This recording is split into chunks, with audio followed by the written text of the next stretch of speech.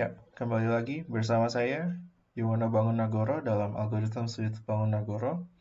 Ya, kali ini saya akan mencoba menjelaskan mengenai topological sorting pada graph, dan nanti coba kita implementasi dengan C#. Ya, topological sorting ini merupakan salah satu cara untuk mengurutkan node pada graph berdasarkan edge atau arah edge-nya. Dan di sini kita bisa analogikan node-node di sini sebagai misalnya sebagai sebuah tugas, dan edge-nya di sini bisa dianalogikan sebagai dependensi ya. Misalnya di sini tugas E memiliki dependensi ke B, dan tugas C memiliki dependensi ke B dan E dan A. Dan di sini tugas B tidak memiliki dependensi sama sekali. Dan kita ingin tahu urutan pengerjaan tugas yang memungkinkan itu seperti apa berdasarkan arah dari hubungan dependensi tadi, gitu ya. Dan di sini ketika kita misalnya sudah mengerjakan B, kita bisa lanjut ke E karena E ini tidak mempunyai hubungan dependensi lain selain B dan sebagainya. Ketika kita sudah lanjut mengerjakan E, kita bisa lanjut mengerjakan A karena hanya A yang memiliki hubungan dependensi ke E. Dan B dan E sudah dikerjakan ya. Ketika B dan E dan A sudah dikerjakan, kita bisa mengerjakan C di sini, dan setelah B, E, A, C sudah dikerjakan, maka kita bisa mengerjakan yang D. Oke. Ya, di sini secara definisi topological sorting ini proses mengurutkan node dari graph berdasarkan arah edge-nya dari yang tidak ditunjuk sama sekali ke yang ditunjuk itu oleh arah panah. Ini arahnya B, E, kemudian A, kemudian C, kemudian D. Itu ya. Nah, algoritmanya seperti apa? Pertama, kita cari node yang tidak memiliki incoming edge sama sekali, yang tidak ditunjuk oleh anak panah sama sekali. Kemudian tambahkan node tadi ke dalam himpunan hasil. Tambahkan node yang tidak memiliki incoming edge sama sekali ke dalam himpunan hasil. Kemudian hapus node dan edge yang terkait dengan node tersebut dari graph. Hapus node dan outcoming edge-nya. Ini yang outcoming ya, yang terkait dari node tadi dari graph dihapus. Kemudian ulangi. Jadi sampai semua node yang ada di dalam graph itu masuk ke dalam himpunan hasil ya. Nah, kita pasti bertanya-tanya bagaimana kalau ada kasus kalau ini kan tadi grafnya berarah dan kita bisa kunjungi semua gitu ya berdasarkan urutannya. Mungkin ada yang bertanya bagaimana kalau ada kasus cyclic atau interdependensi ya. Gimana kalau ada cycle di dalam grafnya? Misalnya ini saya bikin satu graf lagi A tergantung dari B, dan B tergantung dari C, dan C tergantung dari A. Itu kan satu cycle gitu ya, satu cycle. Nah, kalau di algoritma ini, ketika kita menemukan cycle, maka jumlah node yang disimpan dalam himpunan hasil itu pasti kurang dari jumlah node yang sesungguhnya.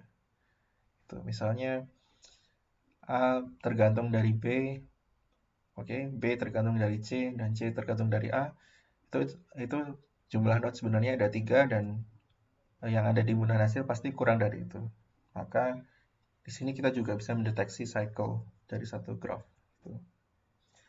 Ya, struktur data yang dipakai apa aja? Yang pasti satu graph yang directed atau berarah. Ya, interpretasinya di sini dapat berupa adjacency matrix atau adjacency list, matriks ketetanggaan, atau kita bisa pakai list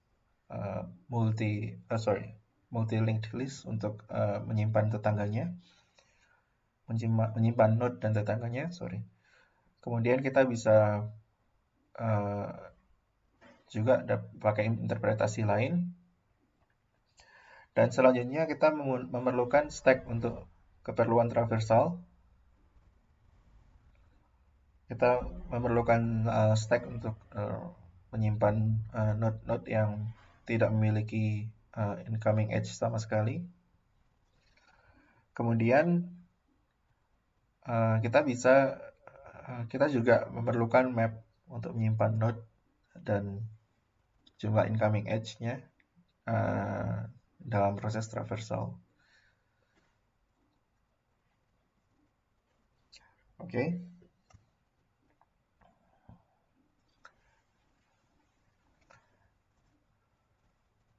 Nah, kemudian kegunaan dari topological sorting itu apa? Satu, membantu menemukan cycle atau deadlock atau interdependensi dalam satu graph proses. Kalau kita memodelkan proses kumpulan proses dalam satu graph beserta proses-proses yang terkait gitu ya. Misalnya proses A tergantung dari proses B gitu. Kemudian kita modelkan ke dalam graph, itu kita bisa membantu menemukan atau mendeteksi deadlock, interdependensi dalam graph proses tersebut. Yang kedua tentu kita bisa mengurutkan prioritas pengerjaan tugas berdasarkan dependensi antar tugas. Gitu ya. Kalau kita modelkan graphnya, kalau kita modelkan pengerjaan tugas dan dependensinya ke dalam graph. Oke, kita bisa mulai coba coding di C#.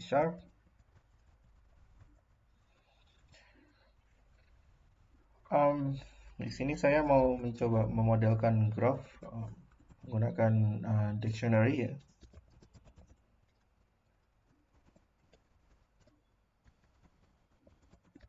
Kita import generic dulu. Sini dictionary string. Ya, di sini saya menggunakan dictionary atau map yang key-nya berupa string, yaitu node sendiri, dan di sini ada list of string sebagai value-nya. List of string ini adalah neighbor-nya. Saya di sini graph.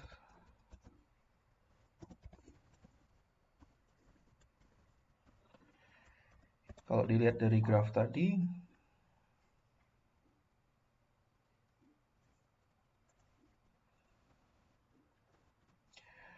dari B ke E dan C, oke, kita buat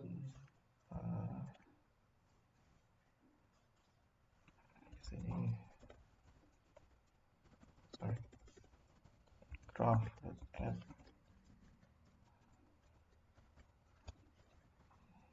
dari B kita ke list.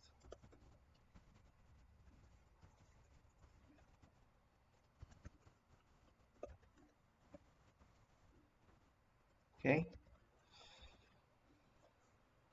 Kemudian mana lagi ya? Atau kita split aja ya.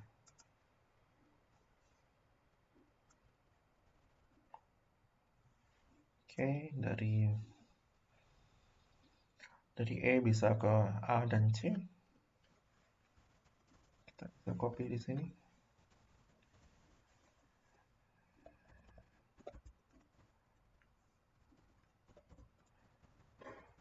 Kemudian dari A bisa ke C dan D.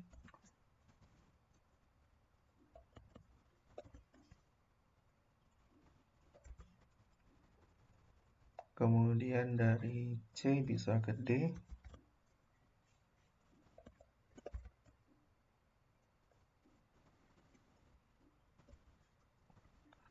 Kemudian dari D tidak bisa kemana-mana. Oke, di sini. Nah, ini grafnya seperti ini, dan kita akan coba buat satu function buat mencari urutan dari topological sortingnya di sini. Outputnya berupa list of string yang terurut secara topological.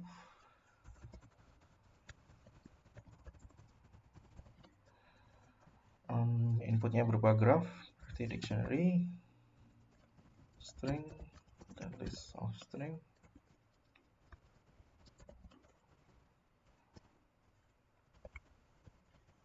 Oke. Ya, kita inisialisasi himpunan hasilnya dulu. Maksudnya result.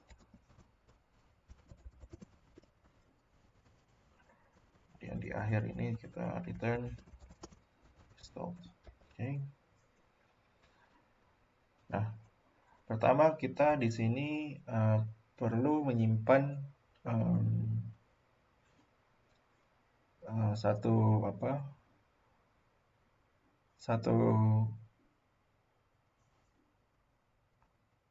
kita perlu menyimpan satu mapping dari masing-masing node dan jumlah incoming edge-nya.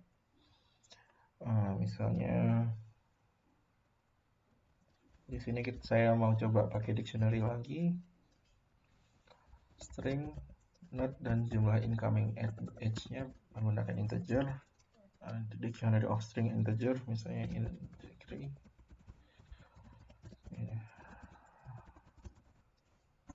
degree mapping. Oke.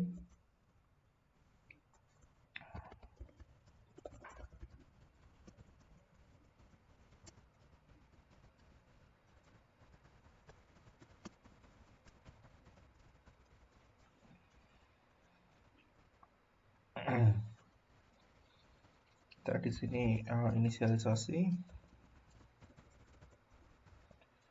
masing-masing node, string node. Di masing-masing key dari graph itu sendiri adalah satu node-nya, berarti kita di sini inisialisasi dengan masing-masing incoming edge-nya 0 dulu ya.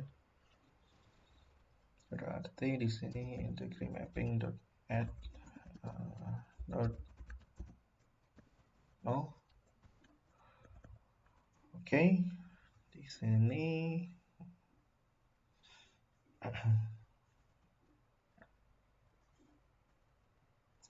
kita akan coba isi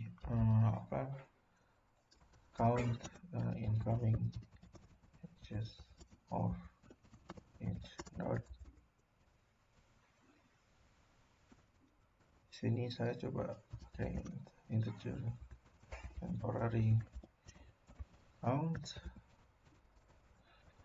dan juga list of string temporary neighbor.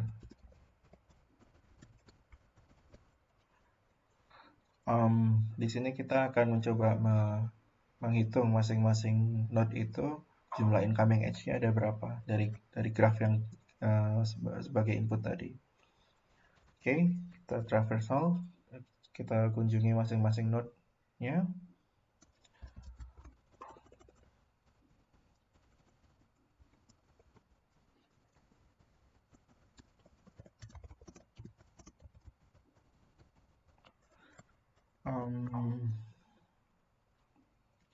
Temporary neighbors.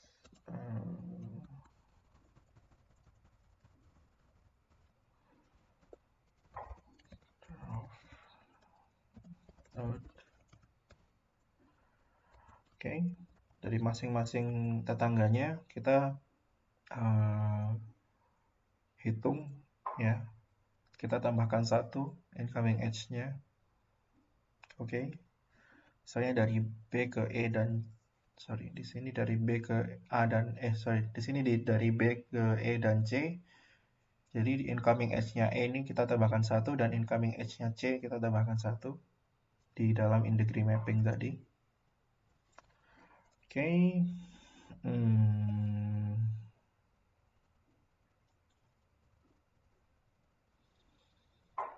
Temporary count sama dengan in degree mapping dari oh ya, kita masing-masing neighbornya dulu ya.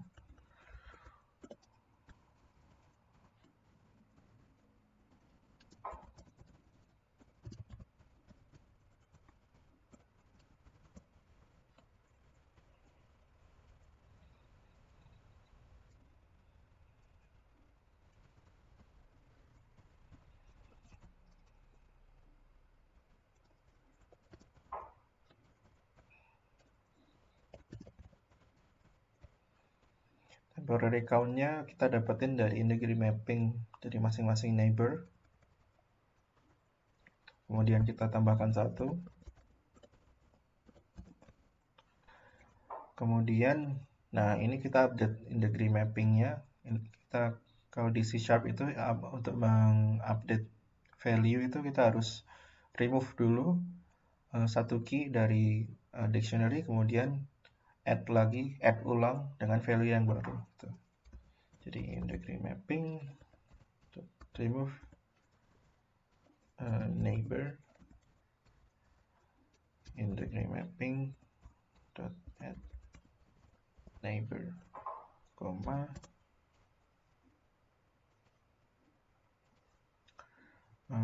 temporary count. Oke. Nah, di sini semua node dan dari graph sudah dimasukkan ke in degree mapping, sudah dihitung semua jumlah incoming edge-nya dari masing-masing node, kita udah hitung semua. Lalu di sini kita mulai traversal masing-masing node ya, dimulai dari node yang tidak memiliki incoming edge sama sekali. Kita menggunakan struktur data stack di sini atau tumpukan. Di sini kita akan menyimpan nodes yang tidak memiliki incoming edge selama proses traversal.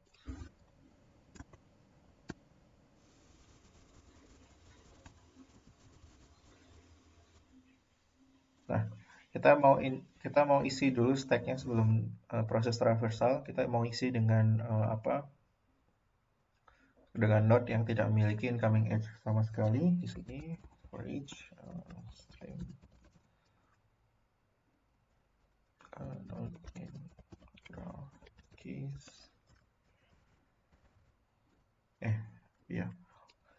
If in degree mapping node,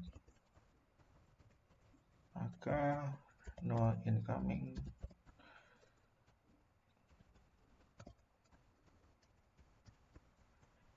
Nah, di sini kalau jumlah incoming edge-nya sama dengan 0, kita bisa lihat dari in degree mapping, incoming edge dari node ini 0 jumlahnya, maka node tadi dimasukkan ke dalam stack gitu ya.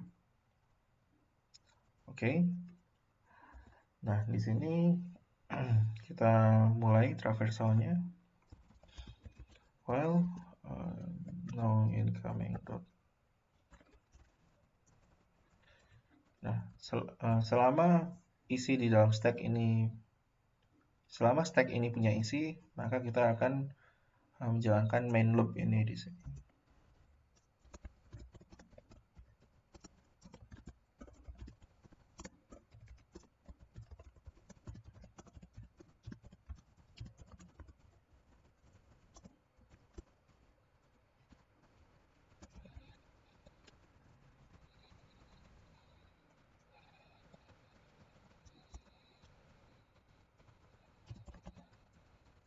Di sini main loop-nya kita akan mencari node yang tidak memiliki incoming edge dan mengupdate in degree mapping-nya dari semua node yang terkait gitu ya. Misalnya kita dapetin B, maka kita akan update in degree mapping dari node-node yang terkait dari B, yaitu E dan C. In degree mapping dari E kita kurangi 1 karena B ini dari karena B ini kita akan hapus dari graf, dalam tanda kutip kita hapus dari graf, dan hubungan antara B dan E ini juga akan kita putus, yaitu jadi in degree mapping ke E kita kurangi 1, dan in degree mapping dari C kita juga akan kurangi 1 ya. Karena koneksinya akan diputus dari B ke E dan B ke C. Oke. Di sini saya coba di sini saya coba simpan temporary node-nya.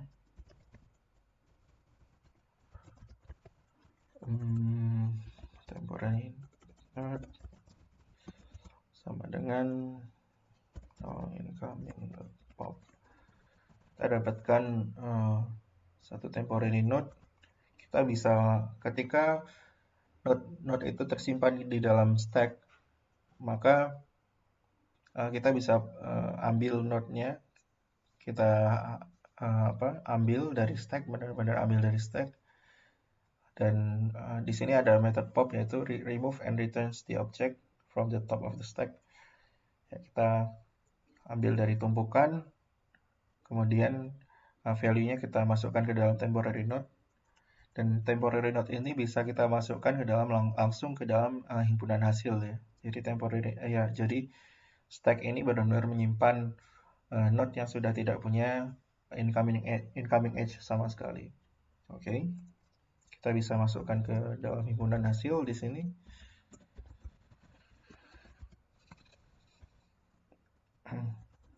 Oke. Nah, lalu kita update incoming edges in degree mapping dari node yang terkait. Jadi kita akan update in degree mapping dari E dan C, kita kurangi 1 masing-masing. Sini kita pakai ulang list temporary neighbors.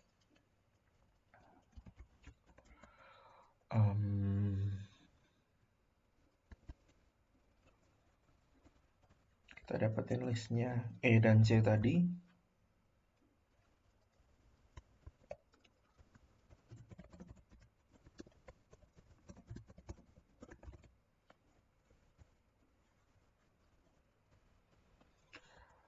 Dari in degree mapping dari E kita kurangi 1, dan in degree mapping dari C juga kita kurangi 1.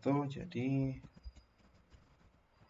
temporary count dari in degree mappingnya neighbor itu kita kurangi 1. Lalu ya proses update dictionary di C# memang harus di remove dulu, baru di add ulang dengan value yang baru, tapi dengan key yang sama gitu ya. In degree map.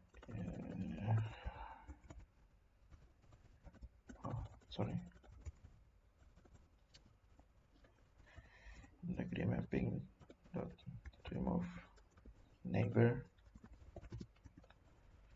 Kemudian in degree mapping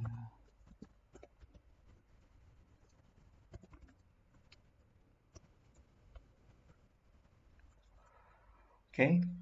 Nah, di sini kita udah update kan. Langsung kita cek lagi neighbor-nya in degree mapping dari neighbor ini. Misalnya tadi kita dapetin in degree mapping dari E, kita update in degree mapping E-nya kita kurangi 1. Kita langsung cek apakah E ini memiliki tidak lagi memiliki in degree mapping incoming edge sama sekali gitu. Jadi ketika kita update in degree mappingnya, apabila E ini sudah tidak memiliki incoming edge, dan ya nilai in degree mappingnya in degree-nya berarti 0, maka E ini langsung kita masukkan ke dalam stack gitu untuk ikut eksekusi main loop berikutnya gitu ya. Jadi di sini if in degree mapping dari neighbor sama dengan 0, maka stack kita langsung masukkan ke dalam stack gitu. Stacknya tadi apa namanya? No incoming ya.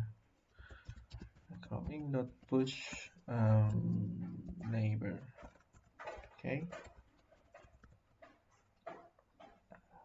Oke. Sementara kita langsung return hasilnya.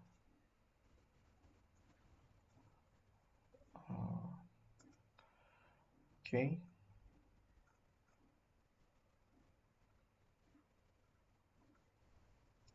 Ya, kita coba eksekusi programnya. Kita coba list of. Kita coba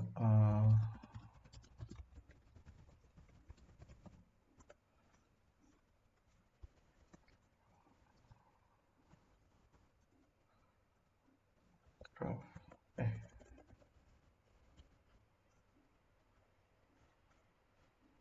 Topological sorting, sorry.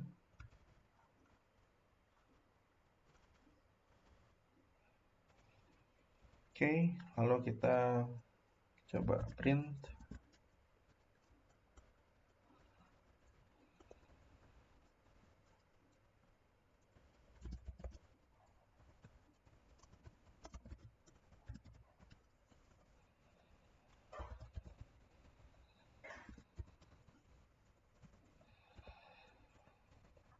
Kita simpan.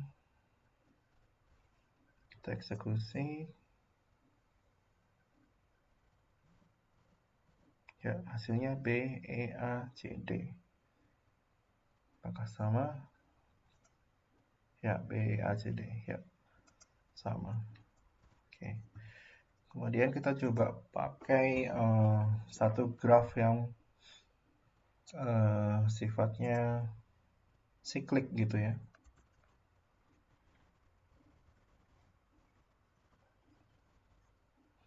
Nah, kalau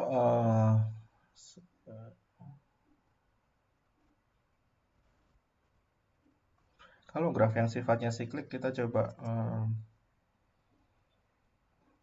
di sini inisialisasi lagi graf yang sifatnya cyclic.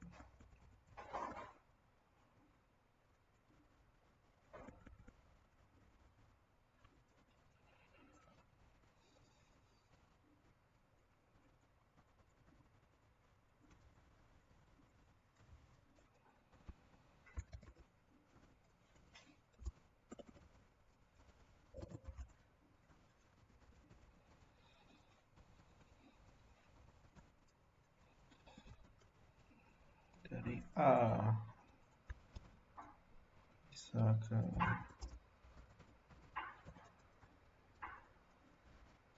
B,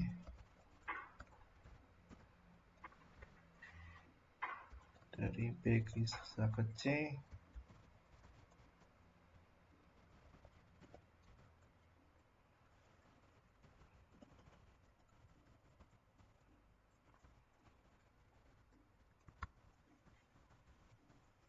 dari C bisa ke A. Kita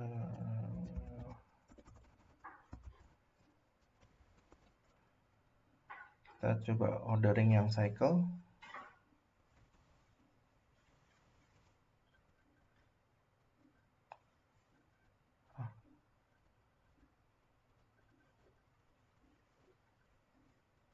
Oh, sorry.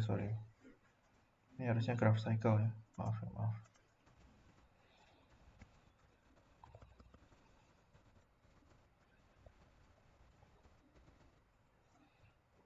Oke, simpan, eksekusi.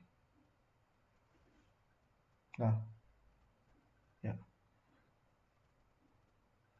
Ini langsung kosong ya, karena pertama kita tidak ada node sama sekali yang. Kenapa langsung kosong? Karena di sini tidak ada node sama sekali yang bisa kita pakai untuk permulaan. Jadi semua node itu saling tergantung dan kita nggak bisa milih node mana yang bisa kita mulai duluan karena semuanya saling ketergantungan. Oke, mungkin kita bisa di sini contohnya. D,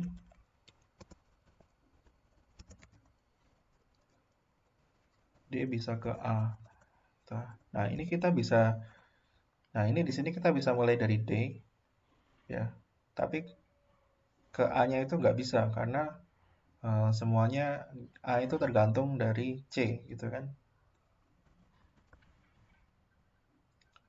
Coba, ya, yang dieksekusi hanya D, gitu.